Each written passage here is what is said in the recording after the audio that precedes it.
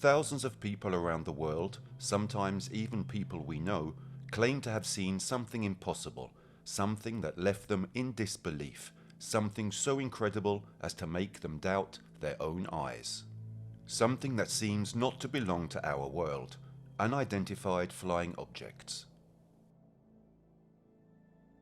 The boldest of these quickly grabbed their smartphones and their cameras, stealing shots of these phenomena, as if they were so incredulous as to want tangible proof of what they themselves saw. But it cannot be denied that among these people there are also charlatans, characters with delusions of protagonism, or sometimes even people who are simply not aware of the natural explanation of the meteorological phenomenon they have witnessed.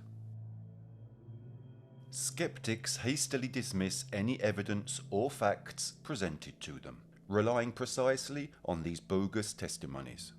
For these skeptics, there is always a reason or explanation that they may not even be aware of firsthand, as long as it doesn't involve intelligent life forms unknown to humans. They seem confident as they answer in chorus no to the question of whether there are other intelligent life forms in the universe. However, there are some events that cannot be overlooked, events so sensational that not even governments have been able to ignore them. Events that even the most knowledgeable experts on the subject have not been able to give a rational explanation for. Mass alien sightings. What happens if the unidentified object inhabiting the skies, instead of being seen by a single person, is seen by tens, hundreds, thousands, or even tens of thousands of people? The witness accounts of sightings of unidentified flying objects date back to the mists of time. People have always told stories of encounters with strange and mysterious beings from other worlds. The first official reports of UFO sightings were recorded in the 20th century, but sightings are likely to have been much more frequent in human history. There are several documented cases where people have seen massive formations of UFOs, usually consisting of dozens or even hundreds of flying saucers. In some cases, these are probably collective hallucinations, but in others, they could have been actual sightings of aliens. March the 13th, 1997. Tim Lay and his son Hal are returning home after visiting family friends. It's the evening and it's after 8, their usual dinner time. If they don't hurry to get home, Bobby, Tim's wife, will be angry. Perhaps this is the reason that neither of them has yet realized what is happening right above their heads. The car turns into their driveway and stops. Tim turns off the engine, gets out hurriedly and heads home, his mouth already watering. Hal probably would have done the same, but for some reason he hasn't gotten out of the car yet. He's enchanted, looking at the sky. His father, a little annoyed, follows the direction of his son's gaze, and it is at that moment that he is frozen to the spot. In the starry sky, not far from where they are, a formation of 5 lights arranged in a triangle advances. A few minutes later, Bobby comes out of the house and joins them, staring into the sky. The three are eyewitnesses of one of the most famous and controversial mass UFO sightings. It is the night of the Phoenix Lights, and like Tim, Hal and Bobby, tens of thousands of people are standing in their driveways, silent, observing the sky and those strange lights. Unnatural lights that capture their full attention. But what happened in Phoenix is just one of the many documented events in which a large group of people witness an inexplicable phenomenon attributable to intelligent life forms from another planet. Florence, October the 27th, 1954. The friendly match between Fiorentina and Pistoiese is being played at the stadium, when a whitish material of unknown origin begins to rain from the sky, baffling the over 10,000 spectators and causing the game to be halted. Brussels, March the 30th, 1990. More than 13,000 people witnessed something inexplicable. In the sky above them, 4 lights of intermittent red, green and yellow, that are brighter than the stars, flash in a triangular pattern. Perfectly synchronized, they rocket at an estimated speed of 1,050 miles per second, an unbearable speed for humans, to then split up and disappear in different directions. These phenomena, like many others, have been so evident and conspicuous that not even the most skeptical have been able to ignore them. In these circumstances, even governments find themselves having to publicly investigate the facts. Professionals and experts of all kinds are called upon to express their opinion or to try to formulate hypotheses and theories. Often the cause of these inexplicable events is attributed to military exercises or meteorological phenomena, until a sufficiently comprehensive explanation is found or public opinion turns to other issues. For example, after the episode in Brussels, the explanation that was given was that the lights were actually helicopters, which seen from a certain angle would have deceived the spectators. There are even those who dismiss the event as a mass hallucination. But something doesn't add up. Tehran, September the 18th, 1976. At 11 p.m, the Iranian Air Force received several reports from the terrified population. Something is flying over their heads. Lieutenant Jafari is on base that evening. He's catching his breath after another hard day's work when he notices that the base is in uproar. General Yousefi, in charge of the base, sends a fighter plane piloted by Captain Aziz Khan to investigate. However, when near the unidentified flying object, the fighter's radio systems stop working and the captain is forced to return to the base. General Yousefi is worried. Did the fighter malfunction, or was it that strange aircraft that caused the malfunctioning? He fears they are under attack and needs to clarify the situation. He decides to try again, and this time Lieutenant Jafari will pilot another fighter plane. Courageous, Jafari has no objections. He takes off and heads towards the objects. As he approaches, the light becomes more and more dazzling, so much so that the pilot cannot distinguish a structure or a shape. However, he notices that the light is intermittent, red, green and orange. Slowly the objects, 4 in all, separate from the main one. When Jafari passes any of them, his equipment seems to go crazy, but he keeps a cool head and keeps getting closer. Suddenly one of the objects shoots towards him, like a missile, as if it were attacking him. Jafari's reaction is quick and effective, as only a veteran's can be. With an evasive maneuver, he dodges the object and promptly launches a heat-seeking missile. But the missile doesn't fire. His equipment is out of order. He has to return to base. Meanwhile, one of the 4 objects lands just outside the capital, radiating beams of intense light. Emergency sirens sound. Chaos reigns. The following day, a helicopter goes to the site where the object landed, but it has disappeared into thin air. This incredible story, if viewed in its entirety, has something even more surprising. If we compare the testimonies describing the object seen by Lieutenant Jafari with those of the object that will appear in Brussels 14 years later, the similarities are striking. But if it is true that in Belgium in 1990 what thousands of people witnessed was not an alien object but a formation of helicopters, how can they have seen the same thing in Tehran in 1976? The question therefore arises, how do you explain the fact that different people in different parts of the world in different years have seen the same type of objects? This is just one of the many coincidences that make mass sightings so important when it comes to ufology. Try as you may to speculate, hypothesize or theorize explanations, the facts are unequivocal. Many, cornered in the face of these conclusions, find the only possible solution to the dilemma in defining these phenomena as mass suggestions. The psychosocial UFO hypothesis. In practice, it is theorized that these sightings are the result of mass hysteria. Therefore, all the people who witness these events are actually influenced, and therefore their testimony is not reliable. In fact, science has repeatedly demonstrated how the power of the human mind is formidable and capable of doing things we are not even aware of. Mass hallucinations, however rare, have been shown to exist and to have occurred, but always under one condition: external suggestion. That is, if a group of people is convinced that there are UFOs in the sky, it is possible that these objects will be seen, even if they are not present. However, this is exactly where paleo-ufology comes into play. Paleo-ufology is the branch of ufology that studies ufological phenomena in the history, even the most remote, of humanity.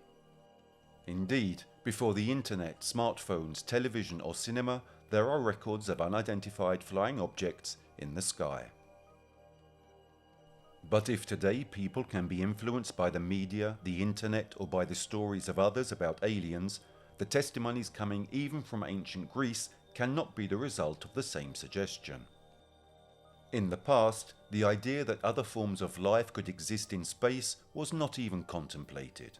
The men of the times, as some still seem to do today, believed that they were at the center of the universe and that they were the only ones who existed, the favorites of the gods.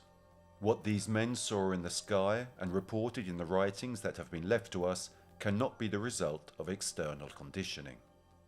Over 2,000 years ago, in ancient Greece, General Timoleon was called to free Sicily from the tyrant Dionysius the Younger.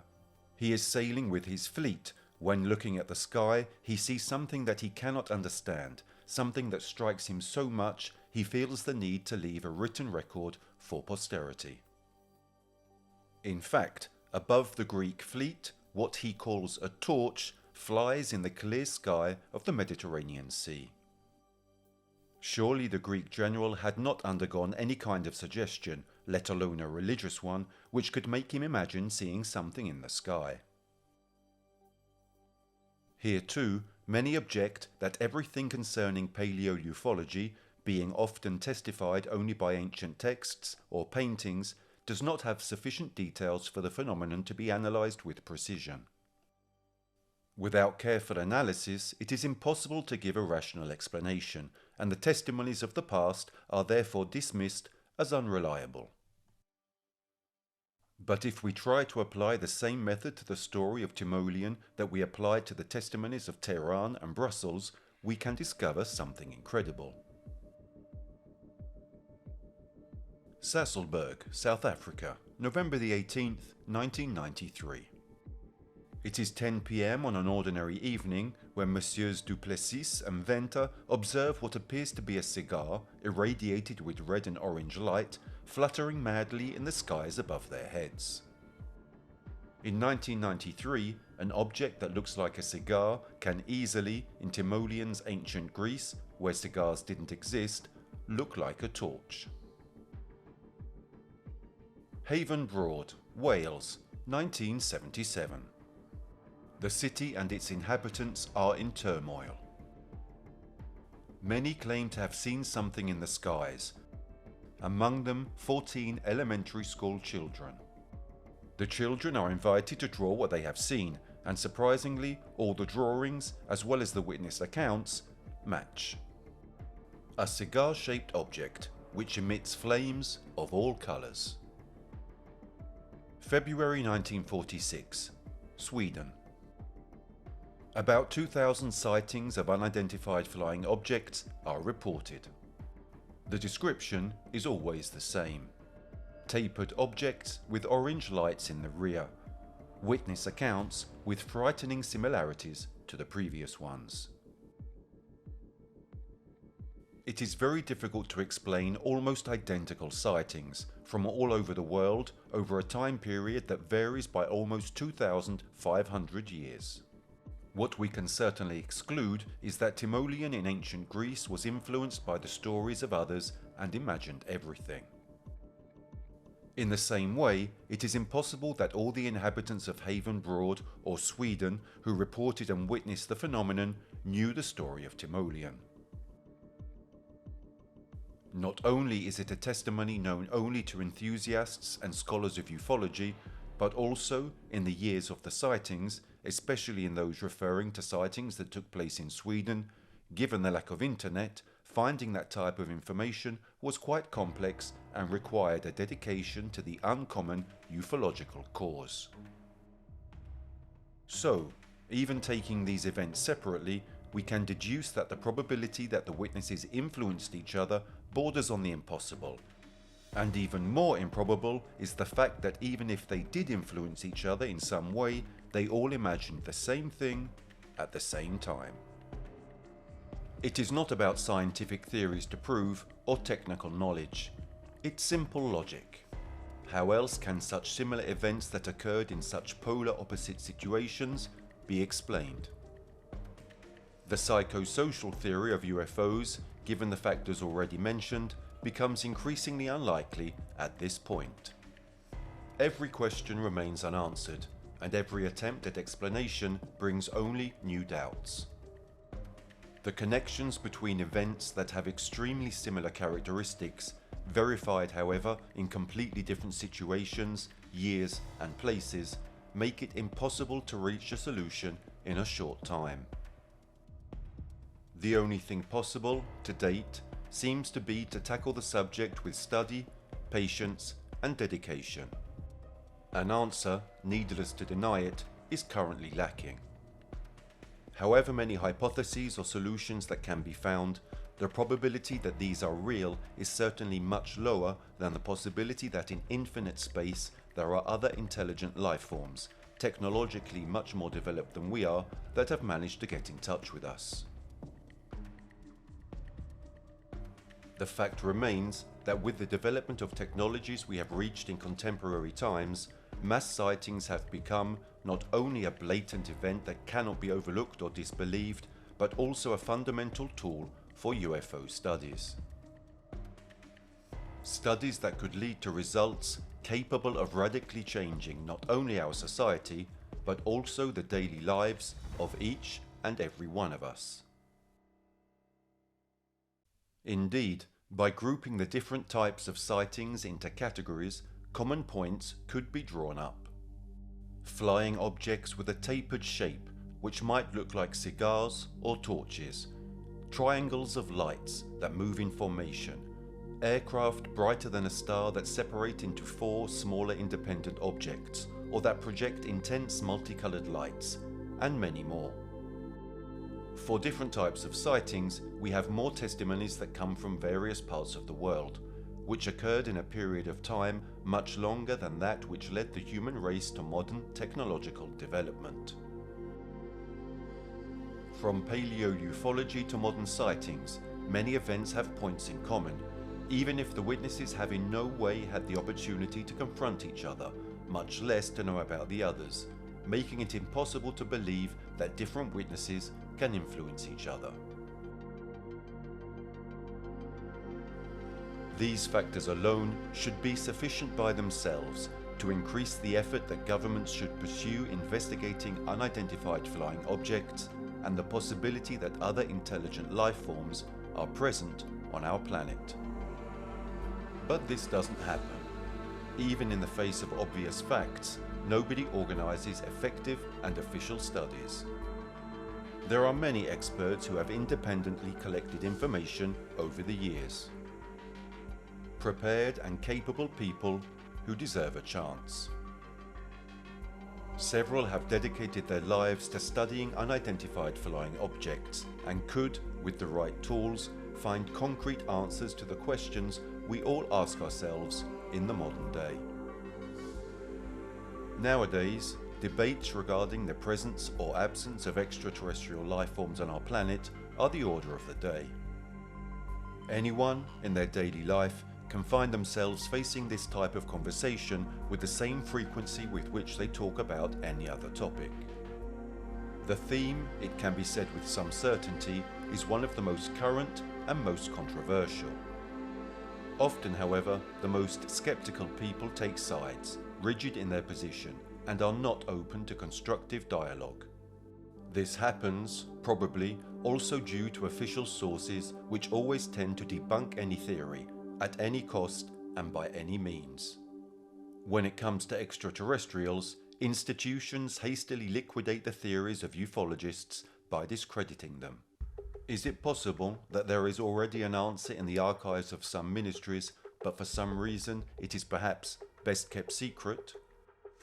Not taking events of this magnitude seriously enough to reach the truth would be a grave mistake. Evidence of what goes on in the sky is present everywhere online, as well as in the minds of witnesses.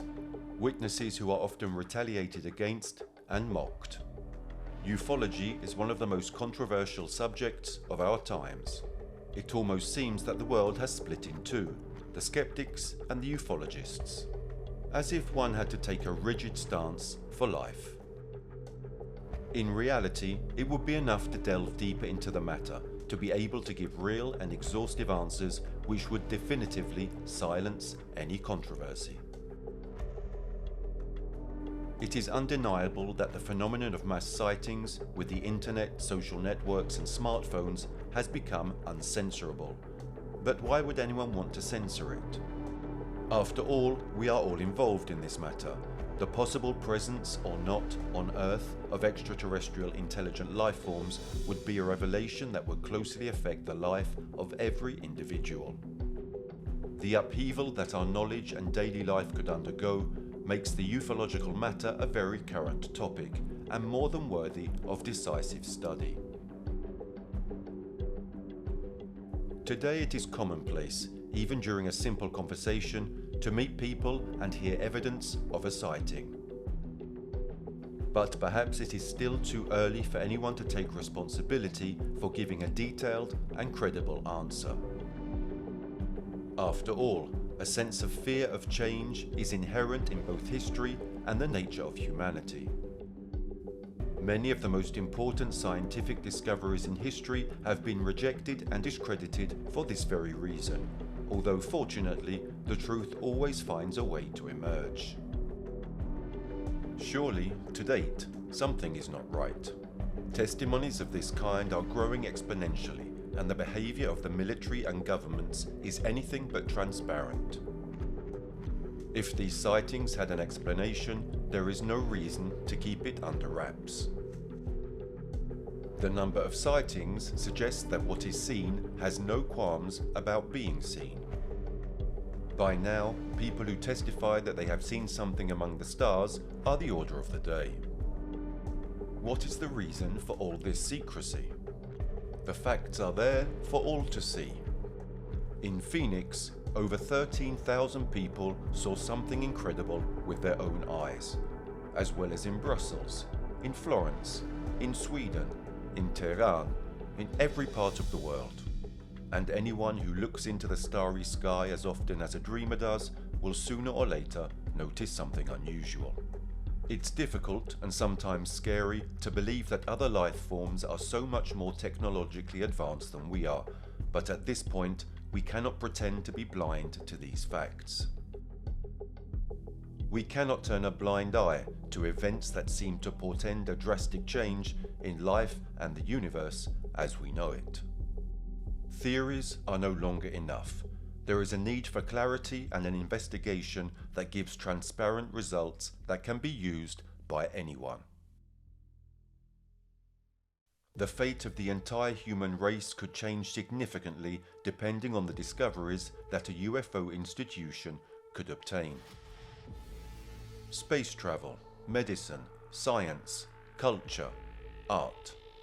Contact with one or more intelligent species could mean a new discovery of America for our species. When Christopher Columbus wanted to find a new way to the Indies, he was marginalized and considered a madman, until someone gave him the confidence and the necessary means to follow his theory, and the impact this had on all of humanity was incalculable. An encounter with one or more extraterrestrial races could probably have the same impact. We could acquire the knowledge to solve the most pressing problems our species is facing. Overcrowding, scarcity of natural resources, pollution and disease could all be solved thanks to superior knowledge in technology and science. But in ufological matters, there seems to be a deliberate intention to remain in ignorance. After all, curiosity, our hunger for knowledge, exploration, our need to know, are what have led humanity to be what it is today. In the name of progress, we have always been willing to sacrifice everything, but in this case, there seems to be something different, something that slows down the spirit and the hunger for knowledge that distinguishes our species. Maybe somebody has the information that can explain the reason why it would not be wise to investigate these phenomena, but it is not clear whether these reasons exist and why they should be kept hidden.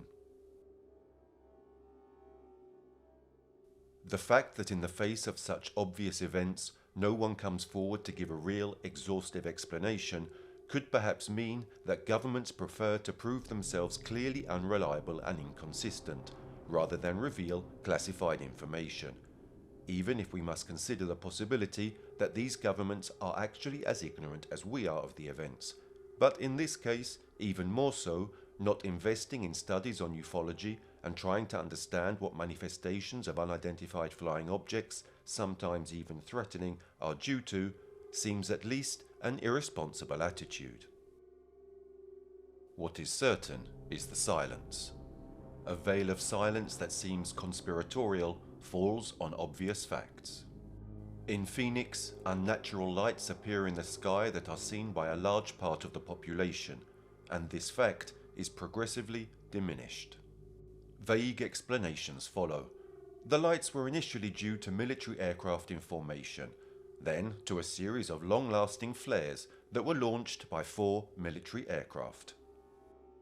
Even if the times, shape and trajectory of these exercises do not coincide with this explanation, it is still taken for granted.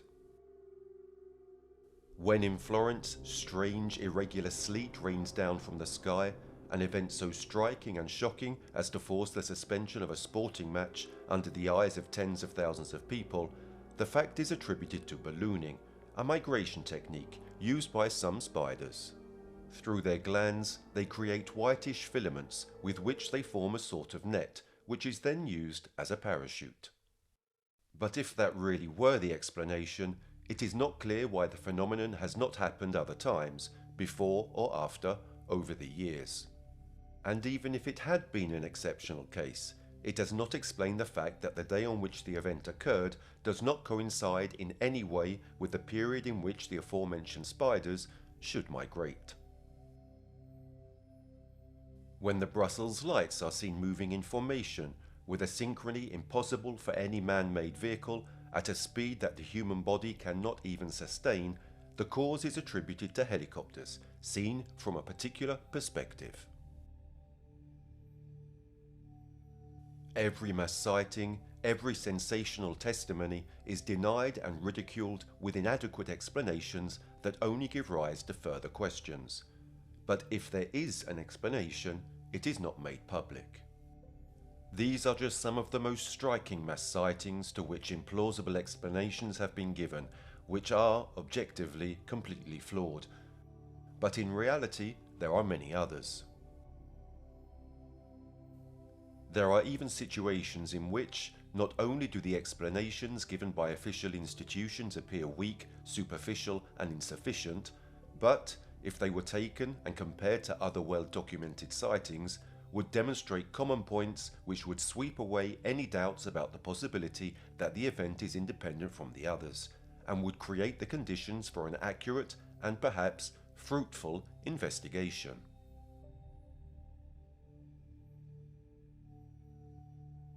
November 2nd, 1963. It is a quiet evening in the police station in Levelland, Texas, where Agent A.J. Fowler is quietly doing his paperwork. At 11 p.m. he receives a very particular phone call, a phone call that will be only the first of many other equally particular ones, and which will lead the agent to become alarmed to the point of forcing him to start taking all of the reports seriously. When he picks up the phone, an incredulous voice answers from the other end, the voice of Pedro Salcedo. The man sounds embarrassed, but scared at the same time. He knows what he saw, but he can't believe it, and maybe he really wouldn't believe it were it not that his colleague Joe Salas also witnessed the same event. The two men are agricultural workers who were returning home with their truck when about 6 kilometers from Levelland a blue flash lit up the sky, catching their attention. Suddenly, as if in response to that light, the truck stops working. The rest of the event happens in a few endless seconds. A rocket-shaped object shoots out of the light and approaches the car with the two men inside. Mr. Salcedo, incredulous and terrified, jumps out of the truck, while his colleague, Salas, remains paralyzed in the passenger seat. An infinite instant of hesitation, and the rocket shoots away, giving off a gust of wind, which makes the truck tremble.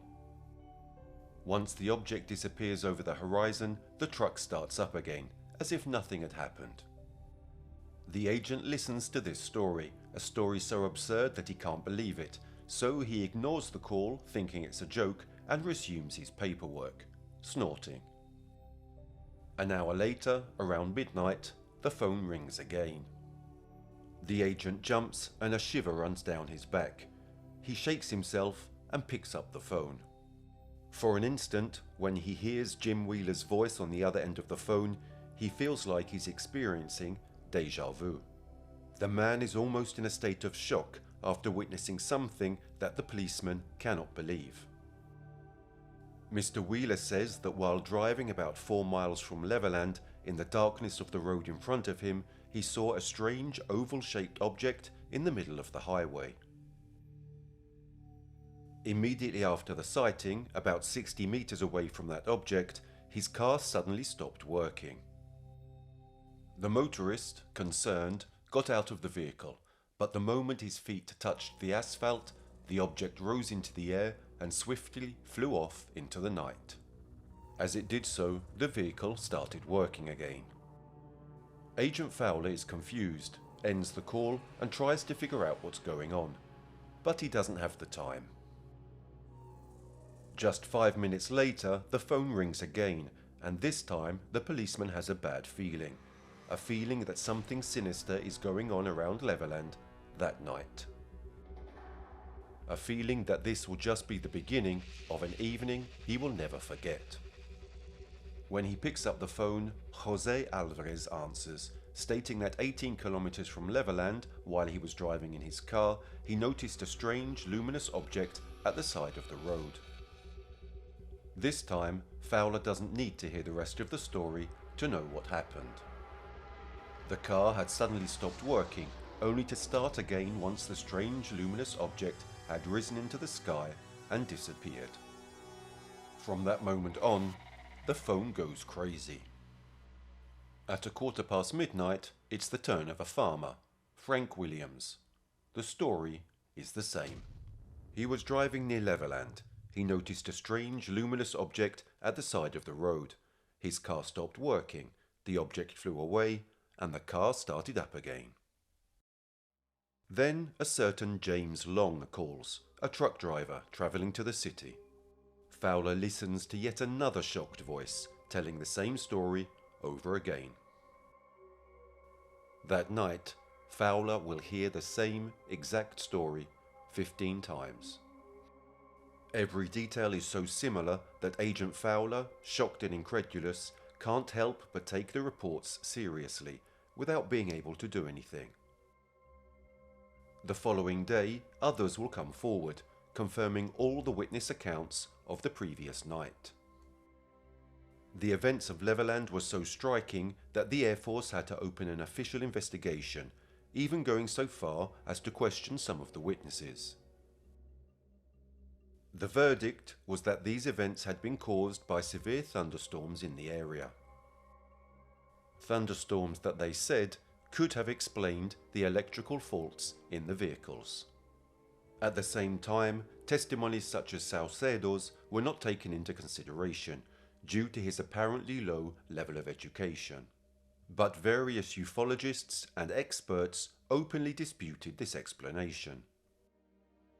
The Air Force's theory, in fact, revolved around the hypothesis that the sightings were the result of a specific atmospheric phenomenon, St. Elmo's fire, St. Elmo's fire consists in luminescent discharges caused by the ionization of the air during a storm. In practice, they are similar to lightning, but have a wider range.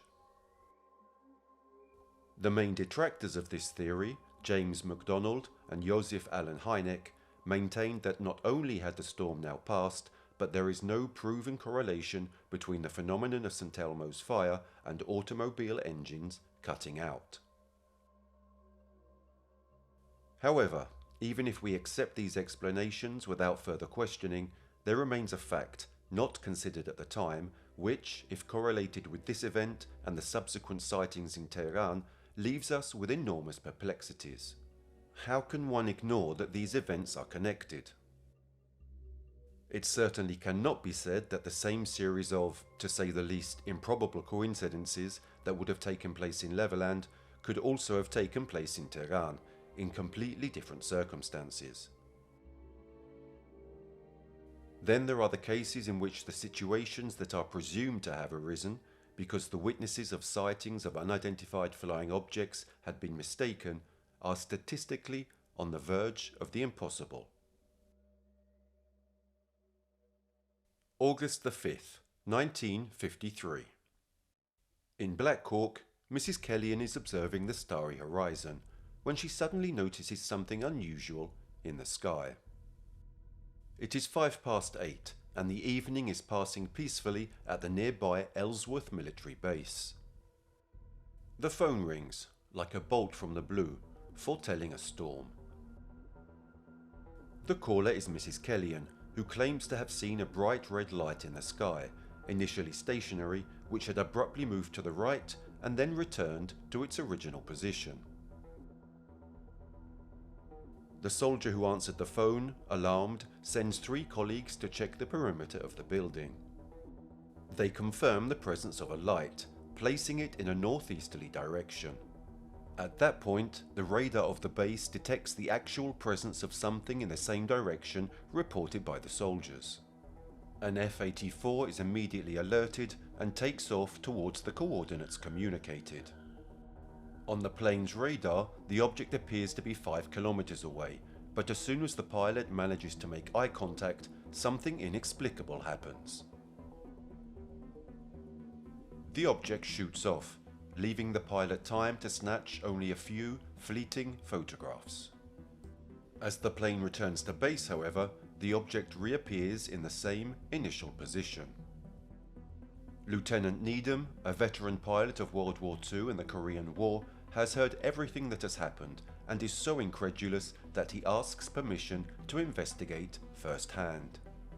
Receiving permission, he takes off and heads towards the unidentified flying object.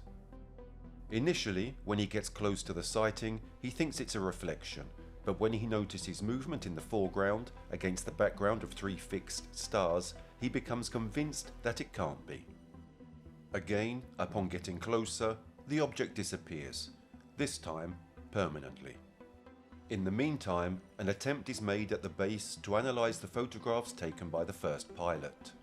But it is useless. Near that light, the camera had malfunctioned.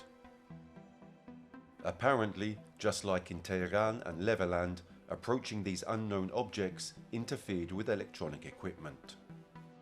The explanation given to this event is far from simple, so much so, in the eyes of many, it appears to be a considerable stretch of the imagination. The conclusions that the military would have reached are in fact complex and justified only by an intricate series of coincidences, bordering on the impossible. According to the investigation, the red light initially seen by Mrs. Kellyan would have been the signal light of a radio station's antenna. The 3 soldiers sent to check outside the building would have seen a meteorite. The first pilot would have seen a reflection of the star Pollux, while Lieutenant Needham would have seen another reflection, this time of the star Meerfak. Both reflections were allegedly caused by particular weather conditions. As for the radar detections, instead they would be caused by unusual atmospheric conditions, while with respect to the camera malfunction, no one investigated further, as if it were another small piece in a huge puzzle of coincidences. All this has left many experts and ufologists who have studied the matter not a little perplexed. Though, based on our knowledge, it may seem impossible that an extraterrestrial race has arrived on our planet, the series of coincidences that would explain this incident, it must be admitted, seems at least equally impossible. But what most have overlooked in this absurd story is precisely the malfunction of the electronic equipment that would correlate this event with those of Tehran and Levelland. But these three are not the only ones. July the 9th, 1965, the Azores, Portugal. Something unusual happens at the Santa Maria airport. To the amazement of those present, a cylindrical aircraft flies over the airport, causing the electronic equipment to go haywire. This is an extract from the local newspaper, which reported the incident. An airport spokesman, Saturday, said a mysterious flying object apparently stopped all electromagnetic watches at the Santa Maria airport when it flew slowly over this island on Friday. He said a white cylindrical object was seen flying northwest at an altitude of 33,000 feet, and attempts to identify it were unsuccessful. Once again, an unidentified cylindrical flying object causes electronic equipment to malfunction. At this point, it is necessary to question and investigate thoroughly to understand how these events are related. The sightings in question have too many things in common for them to be ignored as a whole and just analysed individually, as, up until now, has been done. When it comes to ufology, in modern times, differences must be set aside. The sightings in question affect the entire planet and not just individual states. If concrete results are to be obtained, it is necessary to create an institution that stands above state policies and that can coordinate rigorous research conducted on a planetary level. Mass alien sightings, it must be said, are often inexplicable events. This is due to our limited knowledge, which can give rise to misinterpretations. But wanting to give a rational explanation at all costs, while being aware of the impossibility of doing so, is a deleterious attitude that will never lead to real growth nor a widening of our knowledge. In antiquity, if we go back to the remotest periods of human history up to prehistoric times, we can see that man has always tried to give an answer to phenomena which, due to insufficient knowledge, he could not explain. Once, prehistoric men would observe the sky, seeing incredible spectacles such as lightning, and became convinced that an angry deity was behind those phenomena. Perhaps in the starry sky resides that sense of wonder and childish curiosity that has led man to evolve and seek answers to ancestral questions. The moon, stars, clouds, lightning and rain. Today we know what all these phenomena are, and we take the explanation for granted. But if there is one thing that man has always been guilty of, it is haste, the urgent need to find an answer. Although history teaches us that only with patience and analysis can the unequivocally right answers be found, still today, as soon as something happens that escapes our knowledge, we settle for the most improbable solutions. A cyclical trap into which we continue to fall, like naive children, obsessed with a curiosity, which, albeit genuine, deceives us, leading us to misguided conclusions, taken at face value only because a more irrational explanation seems impossible to us. If we talk about history, in particular the most ancient, paleoufology, which we have already mentioned, helps us once again with respect to this kind of reflection. That branch of ufology that analyzes the testimonies, purely written or figurative, of the presence of extraterrestrial life forms as visitors to our planet. In fact, if we rely on the well-documented studies of ufological experts, we can easily understand that already in ancient times, man was aware that a technologically advanced being presided over the skies.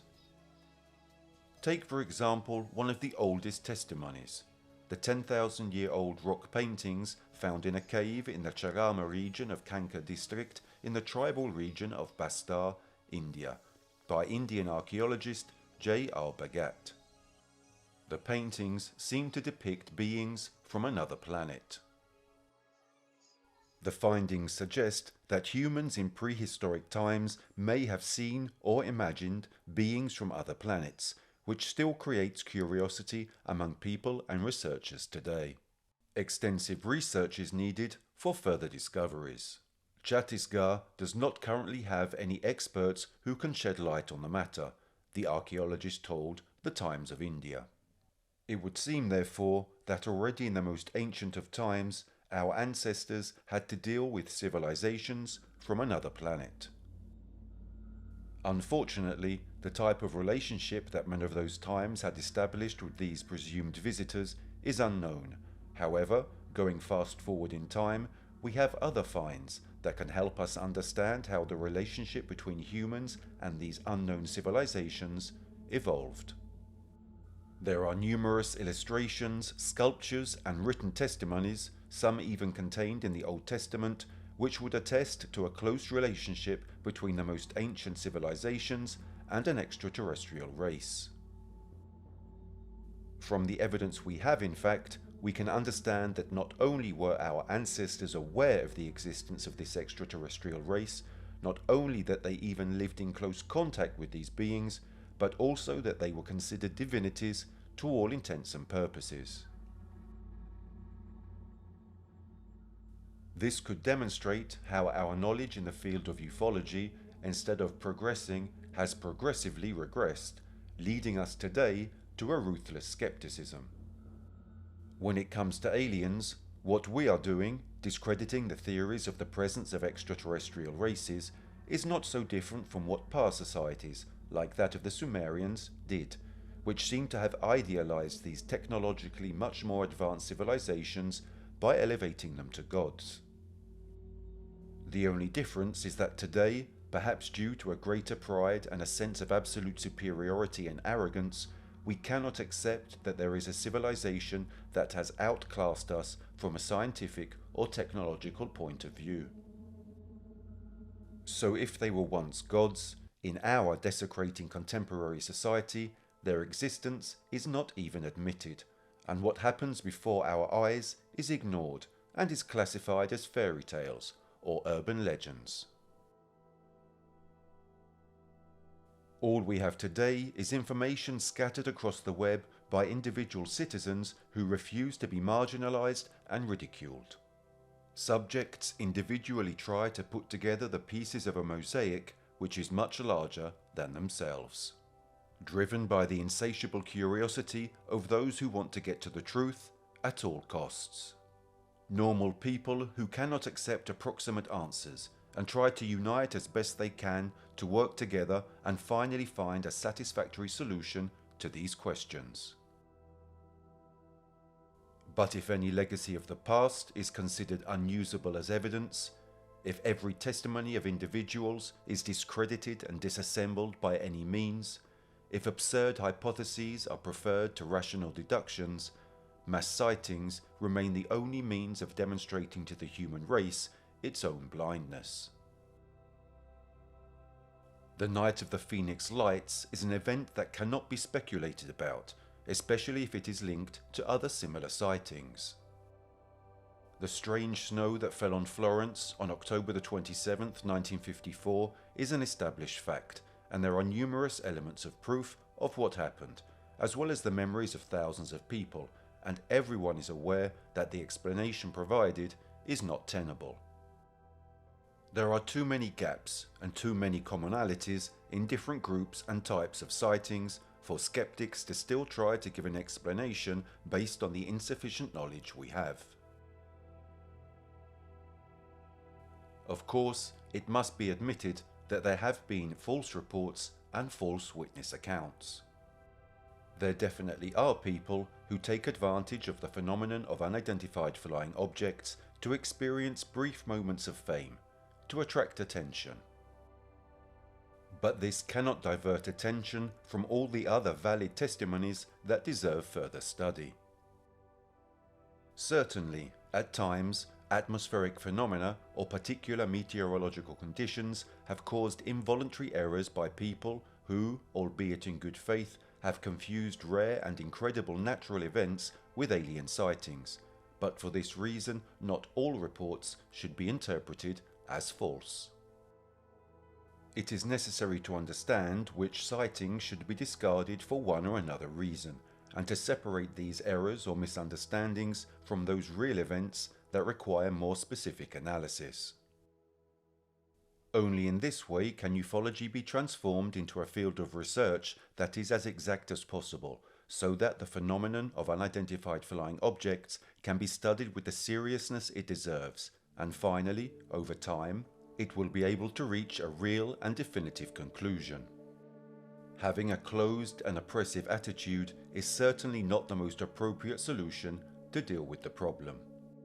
The media circus and humiliation which ufological experts are sometimes subjected to is often due not only to widespread ignorance, but also to the fact that these same experts are often forced to formulate their theories without adequate tools. Tools that could bring information and evidence to support their thesis. There may be some experts who exploit the theme of ufology to gain notoriety, but one cannot therefore think that every student of unidentified flying objects is a charlatan. Often those who report the sightings are more than respectable people who have gained nothing by telling the truth, except a series of rude and negative names ranging from mythomaniac to crazy.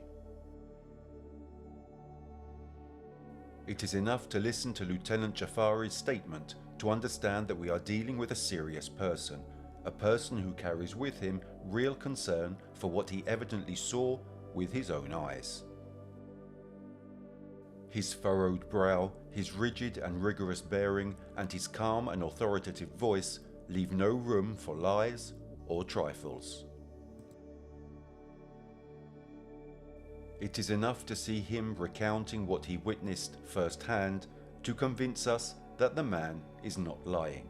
He has not had a vision, and he just wants somebody to clarify what unequivocally happened.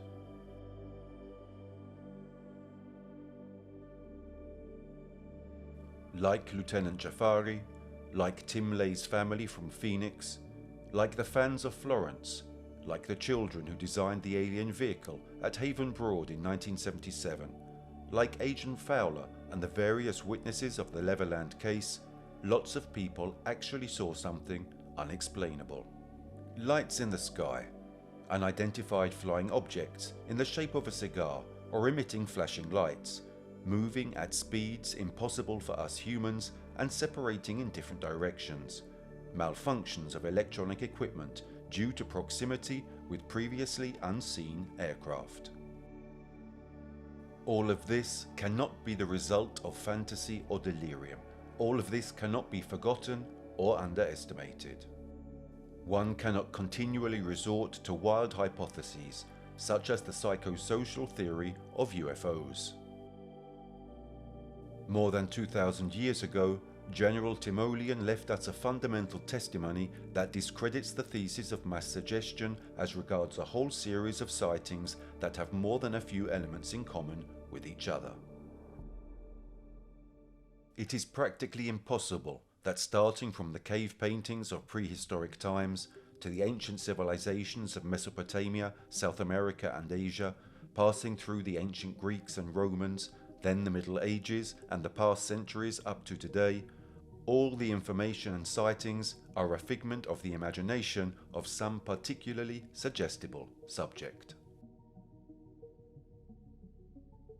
How would it be possible that the entire history of humanity was dotted with evidence of sightings and contacts with an extraterrestrial civilization if this or these civilizations did not exist? Mass alien sightings have been reported throughout history and continue to be a source of fascination for many. Ufology has become an increasingly popular field of research as more and more people are interested in the possibility of alien life. For this reason, to date, the information we have seems to be sufficient to bring studies of the subject to a higher level, and therefore to deeper and more precise insights and research. The number of reported alien sightings has grown exponentially in recent years. Many people claim to have seen strange objects in the sky or even encountered extraterrestrial beings. While some of these reports are likely to be hoaxes or misidentifications, there is still a lot of mystery surrounding these sightings and what they could mean for our understanding of life beyond Earth.